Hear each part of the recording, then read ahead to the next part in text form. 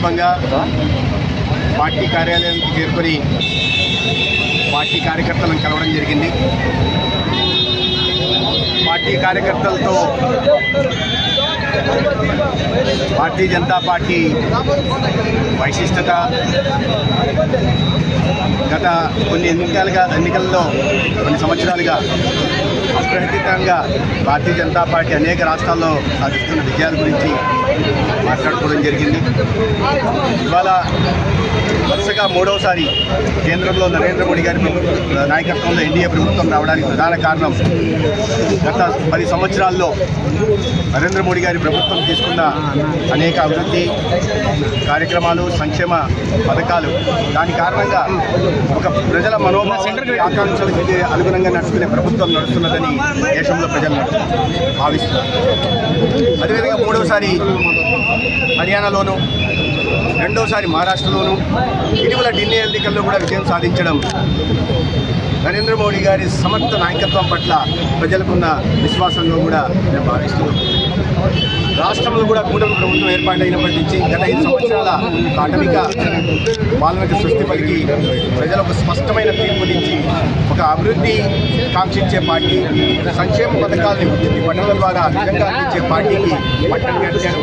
వాటికి అనుగుణంగానే కూటమి ప్రభుత్వం వచ్చినప్పటి నుంచి అది 1వ తేదీన పెన్షన్లు ఇవ్వడం కావచ్చు, దీపం పథకం కావచ్చు, లేదా ఇతరత్ర అభివృద్ధి కార్యక్రమాలు కావచ్చు, గ్రామాల్లో మౌలిక సదుపాయాల కల్పన కావచ్చు, లేకపోతే గుర్తులతో నిండిన రోడ్లని కూర్చోడం కావచ్చు, ఈ రకంగా అన్ని వర్గాలకు సంబంధించి అనేక నిర్ణయాలు తీసుకోవడం జరుగుతుంది. అదే సమయంలో కూడా కేంద్ర ప్రభుత్వం సహకారంతో 15,000 కోట్లతో అమరావతి నిర్మాణం పనులు మళ్లీ మొదలు కావడం, 12,500 కోట్లతో పోలవరం పనులు మొదలు కావడం, అనేక సంస్థలు, పరిశ్రమలు కూడా ఇవాళ పెట్టుబడులు పెట్టడానికి రాష్ట్రం వైపు వస్తున్నాయి. ప్రధాన కారణం ఏంటంటే పైన ఎన్డీఏ ప్రభుత్వం, రాష్ట్రంలో కూడా ఎన్డీఏ ప్రభుత్వం ఉండడం, ఒక దార్శనికత కలిగిన నాయకుడు కేంద్రంలో ప్రధానమంత్రిగా, అభివృద్ధి ప్రదాతగా ఉన్న చంద్రబాబు నాయుడు గారు, ముఖ్యమంత్రి పవన్ కళ్యాణ్ గారు రాష్ట్రంలో ఉండటం కారణంగా ఇవాళ పెట్టుబడిదారుల్లో కూడా ఒక నమ్మకం ఏర్పడింది.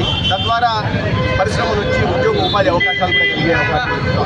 ఒకవైపు అభివృద్ధి కార్యక్రమాల మీద ఇంత దృష్టి పెడుతూనే పెట్టుబడుల మీద కూడా ప్రత్యేకంగా ప్రభుత్వం దృష్టి పెట్టింది. ఇటీవల ప్రధానమంత్రి గారు రాష్ట్రానికి సందర్భంగా ఒకటే రోజు 2,10,000 కోట్ల పెట్టుబడులు తీసుకొచ్చే దిశగా అనేక ప్రాజెక్టులకు శంకుస్థాపన చేయడం జరిగింది. తద్వారా 7 లక్షల మందికి ఉద్యోగ ఉపాధి అవకాశాలు కూడా ఈ రాష్ట్రంలో లభిస్తున్నాయి. అనేక రకాల సంక్షేమ పథకాలు పీఎం సూర్యనగర్ కానీ, లేదా నిన్న బడ్జెట్లో ప్రభుత్వం ప్రవేశపెట్టిన అనేక ఇప్పుడు 67,000 కోట్లు జల్జీవన్ మిషన్ కోసం కానీ, లేదా ప్రధానమంత్రి ఆవాస్ యోజన కింద నిధులు ఇవ్వడం కానీ, లేదా పీఎం కిసాన్ నిధి కింద 63,000 కోట్ల నిధులు ఇవ్వడం కానీ, లేదా ఎంఎస్సీ కూటమిస్తూ ఇవాళ ఉత్పత్తిని పెంచుతూ ఉపాధి అవకాశాలు కల్పించే ప్రయత్నం కానీ ప్రజలు స్వాగతిస్తున్నారు. ముఖ్యంగా మధ్యతరగతి ప్రజలు ఈ వ్యక్తిగత ఆదాయ పన్ను పరిమితిని 12 లక్షల కోట్లకు చేయడం పట్ల సంతోషం వ్యక్తం చేస్తున్నారు.